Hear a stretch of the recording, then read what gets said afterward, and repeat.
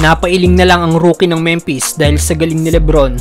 No Davis, no problem nga po para sa Lakers dahil to the rescue naman si LBJ para buhatin ang team na makuha ang panalo kontra sa Memphis Grizzlies. Nagtapos ang all-time scoring leader na may triple-double 23 points, 14 rebounds at 12 assists.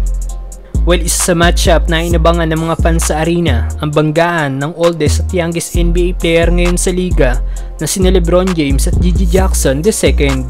Pero gaya ng inaasahan, hindi umubra ang rookie ng Memphis sa 4 times MVP.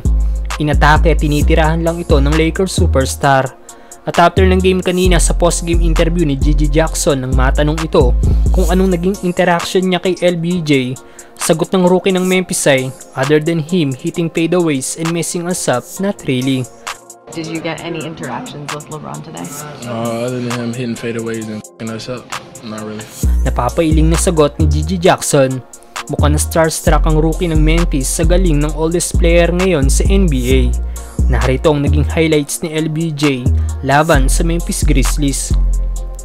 Natawagan kagad ng foul si Gigi Jackson matapos atakihin ni LBJ ang basket.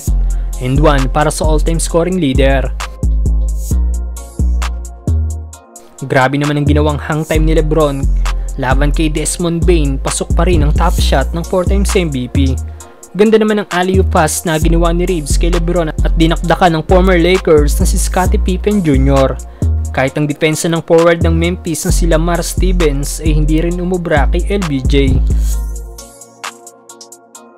Ganda naman ang ginawang assist ni LBJ sa nag-cut na si Rui Hachimura, easy dunk para sa Japanese native. Ganda din ang lob pass na ginawa ni LBJ kay Jackson Hayes, two-handed dunk para sa Lakers big man. Lupit naman ang ginawang pag-fake ni LeBron kay Gigi Jackson sa bitira ng turnaround jumper kay Brandon Clark. Kinaldag-kaldag naman ng 4 times MVP ang rookie ng Memphis sa bitira ng fadeaway shot.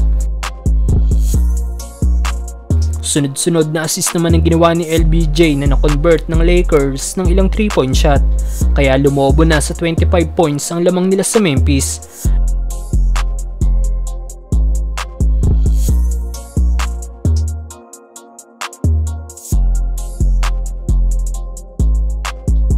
Grabe naman si LeBron sa play na ito na kahit ilang Memphis player na ang pumigil sa kanya, hindi pa rin siya napigilan ng Memphis Grizzlies.